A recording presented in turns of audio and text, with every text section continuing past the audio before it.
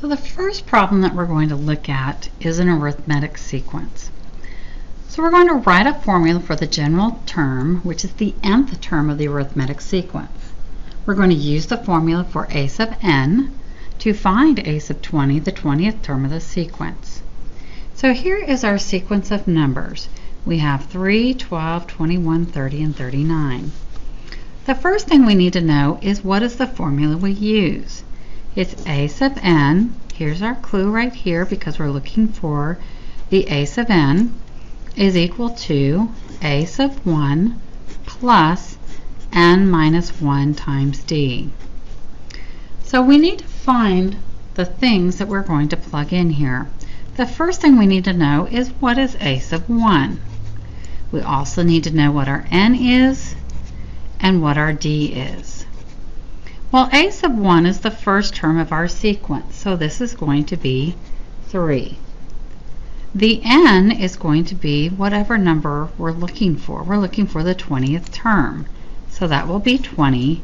And our d we have to find by taking a sub 2 minus a sub 1. So in this case, this will be 12 minus 3, which is equal to 9. So our d is equal to 9. We can double check this by adding 3 plus 9 gets us 12. 12 plus 9 will get us 21. 21 plus 9 will get us 30, and so forth. So now we can plug the values of a sub 1 and d into our formula over here. A sub n is equal to 3 plus n minus 1 times 9. We don't plug in the n yet because we needed to create our formula for a sub n. So this is now our general formula. Now we can take the general formula and we can find our a sub 20. So now is when we'll actually plug in the n equal to 20. So a sub 20 will equal 3 plus 20 minus 1 times 9. Simplifying that, we get 3 plus 20 minus 1 is 19 times 9. And 19 times 9 gets us 171, so 3 plus 171 equals 174. So there is our 20th term in our sequence. Now, one of the things you can notice is this has the addition versus the geometric that we're going to do next will not have addition in it. So that's how you can tell the difference. Arithmetic sequence, do arithmetic of addition, and geometric sequences will actually have multiplication. So here we're writing the formula for the general term of geometric sequence, and then we're going to use that formula to find the 10th term. So this formula for this is a sub n is equal to a sub 1 times r to the n minus 1 power. So in this formula we need to know a sub 1, we need to know the n, and we need to know r. Our a sub 1 is also the first term in the sequence, so it's going to be 8. The n, we're looking for the 10th term. And to find r is equal, it's the ratio, and it's equal to a sub 2 divided by a sub 1. So in this case, our r is 24 divided by 3 divided by 8. 8 is our first term, which is equal to 3.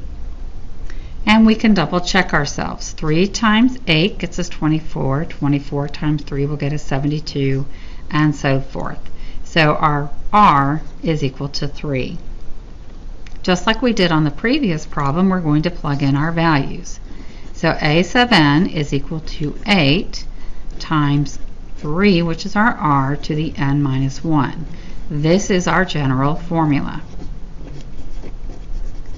We do not multiply the 8 times the 3 because 3 is being raised to a power, and we always have to take care of exponents first.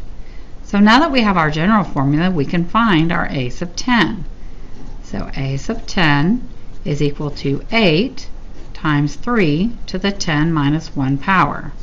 Simplifying this, we have 8 times 3, 10 minus 1 is 9. 3 to the 9th power gets us 19,683. 8 times 19,683 will get us 157,464.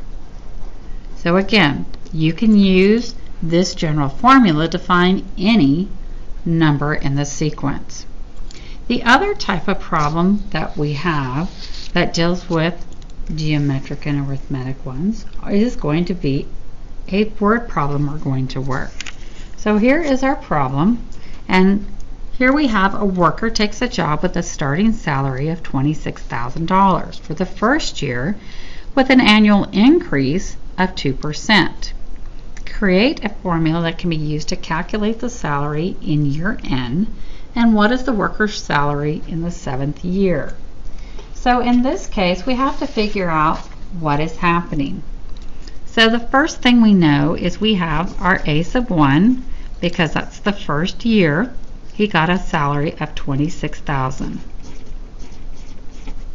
We know the N is equal to 7. The only other number we have in here is 2%.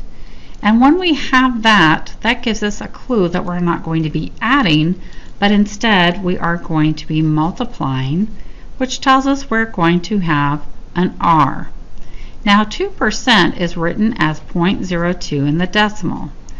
But when we are doing problems like this where we're going to be multiplying by a decimal, we also have to include the first one that we're multiplying by. We don't want to just get the amount of raise he gets, but the raise plus what he's already making. So that's why we include the 1 in front. So when we multiply, we will actually multiply by 1.02. So remember, on the last problem we used A sub n is equal to A sub 1 r to the n minus 1 power. So we're going to take these and plug them in to our formula. So A sub n will equal 26,000 times 1.02 to the n minus 1. So that's going to be our general formula that we can use to create any of the numbers we'd want, but we only need to find the 7th term because that's what we are asked to find. So this will be A sub 7 is equal to 26,000 1.02 to the 7 minus 1. Let's simplify this. We have 26,000 times 1.02, 7 minus 1 will get us 6.